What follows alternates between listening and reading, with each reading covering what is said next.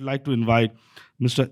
Ewout-Jan de Wit, Consul General, Consulate of the Kingdom of the Netherlands, Bengaluru, for a special address on the Indo-Dutch collaboration opportunities to transform education sector. We welcome you, sir. Good morning, ladies and gentlemen. Very good morning to you all. Namaskara. It gives me great pleasure to have been invited here at APAC's 5th Global Education and Skill Conclave as one of the speakers. First of all, let me congratulate the APAC News Network for organizing this event and for enabling meaningful discussions around key subjects such as digital learning, skills development that was just highlighted, industry-academia collaborations, policy agenda setting to meet future challenges, international competitiveness, and much more.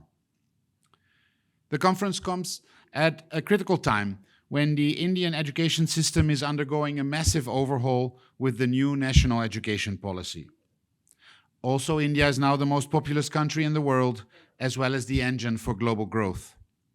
And of course, this year, India is presiding over the G20. Celebrating 75 years of diplomatic relations with India, for the Netherlands too, this is a promising and exciting time. The Netherlands has a long-standing tradition of education and research cooperation with India. And economic ties between both countries have been strengthened further in the last decade. In addition to that, there is room for new and more intense forms of cooperation in higher education and research. Promoting the Netherlands as a knowledge hub and promoting mobility for students and staff in higher education and research was a long-term objective for us. Many Indians have made use of this, Indian students in the Netherlands are now the largest group from outside the European Union. However, our focus for the next 4 years is towards strengthening institutional partnerships between higher education institutions in both countries, with a focus on solving societal challenges and making progress towards achieving the Sustainable Development Goals, or SDGs. The Netherlands also looks to promote women in science, technology, engineering, and math subjects. And that's not just the government. I know Dutch companies with a big presence here in Bangalore, such as Philips and NXP, they also provide support to get more women into the sciences and tech. But it's not just about knowledge. I read this joke recently. A physics teacher is talking about Newton. Isaac Newton was sitting under a tree when an apple fell on his head and he discovered gravity. Isn't that wonderful? And one of her students answered, "Yes, ma'am. If he had been sitting in a class looking at books like us, he would not have discovered anything." And I think that's the key. It's not only about knowledge, but it's also about discovering, being open to new discoveries. And by being the world's largest education system, India plays a crucial role in addressing the global talent crisis, which the Netherlands too considers as one of the priority areas in our education strategy. To achieve a sustainable future, we need people with not only the knowledge, but also the practical skills to build that future. Policy experts are positive about the new developments in the India education space, especially in terms of India's commendable achievements in recent years in research and innovation.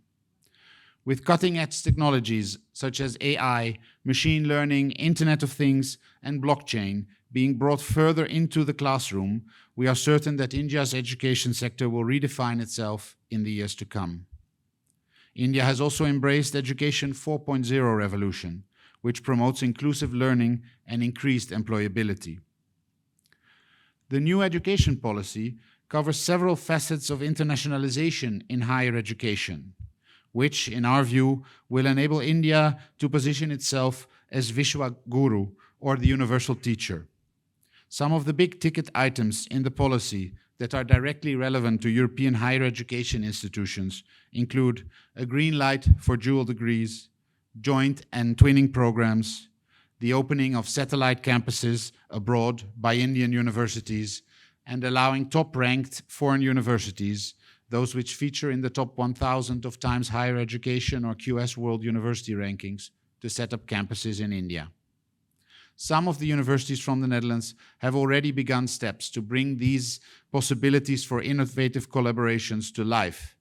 And it has piqued interest amongst those who were not considering India on their strategic map earlier. To further strengthen relations between the Dutch higher education institutions and their counterparts, including in research, we also operate the Netherlands Education Support Office, or NESO, here in Bangalore. It plays a critical role in keeping the bilateral network in the education space active between both countries. NESO offices, not only in India, were instrumental in positioning Dutch higher education system abroad. And they are now playing an active role in shaping the revised higher education strategy of the Netherlands Ministry of Education, focusing very much on this research collaboration. The colleagues at the NESO office work closely with our innovation and science team that is spread out over the country in our various missions. Besides institutional collaborations and policy-level engagement, the Netherlands is also actively promoting opportunities within the research space and supporting highly educated individuals who are seeking a research-level position or employment in the Netherlands. To stimulate this, the Netherlands government offers an orientation year. It is a unique initiative supporting highly educated individuals with an opportunity to gain some critical international work exposure by applying for the orientation residence permit. You get a residence permit for a limited amount of time to find a job in your field. Why the Netherlands? I think we have a lot to offer. I'm proud to say that all the research universities in the Netherlands are among the top 2% universities worldwide. The Netherlands is consistently ranked among the top 3 countries worldwide in publications per researcher and citation impact score. And we are one of the 5 most innovative countries in the world.